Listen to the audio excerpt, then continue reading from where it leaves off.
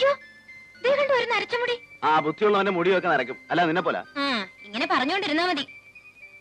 തലമുടി ചീ തരാനും നരച്ച മുടി ഡൈ തരാനും ഒരു പെണ്ണിനെ കെട്ടിയാ വല്ല പാടുണ്ടോ? നിനക്കൊരു ബിസിനസ് മൈൻഡ് ഇല്ലല്ലോ.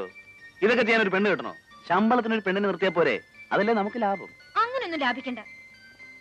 ഇതിനൊക്കെ പറ്റിയ ഒരാളെ ഞാൻ കണ്ടുവച്ചിട്ടുണ്ട്. ചേട്ടന്റെ സമ്മതം കിട്ടിയാൽ മാത്രം മതി.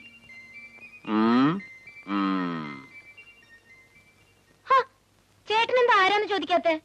നിന്റെ വിവാഹം കഴിഞ്ഞതിന് ശേഷമേ എന്റെ വിവാഹത്തെ കുറിച്ച് ഞാൻ ആലോചിക്കൂ. ഇനി എപ്പോഴാ മൂക്കി പല്ല് വന്നിട്ടോ?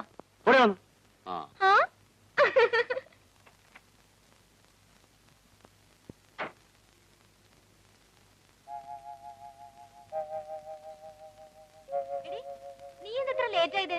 നിന്നെ കാണാതായപ്പോ ഞാൻ നിന്റെ വീട്ടിലേക്ക് വരാൻ തുടങ്ങായിരുന്നു. അതെങ്ങനെയാ? കാറും എടുത്തോണ്ട് ഇറങ്ങാൻ തുടങ്ങുമ്പോ അച്ഛന്റെ സ്ഥിരം പല്ലവി തുടങ്ങും.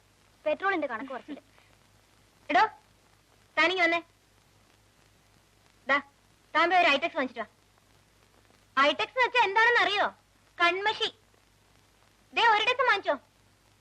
നമ്മുടെ ജീപ്പ് എടുത്തോണ്ട് വെക്കോ. വേഗം വരണേട്ടാ. നീ വാ.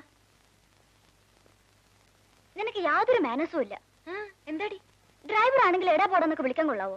ഇവരോടൊക്കെ ഇങ്ങനെ വേണം പെരുമാറാൻ. ഇല്ല തലേ കയറും. ഒരു സ്വഭാവം. നാളെ ഞാനും ചേട്ടനും കൂടി ഷിക്കാറിന് ഒരു പ്രോഗ്രാം ഇട്ടിട്ടുണ്ട്. കൂടെ നീയും വരണം. രാത്രിയിലോ? രാത്രിയിലല്ലേ, പകല്. നമുക്ക് ഒരുമിച്ച് പോവാം.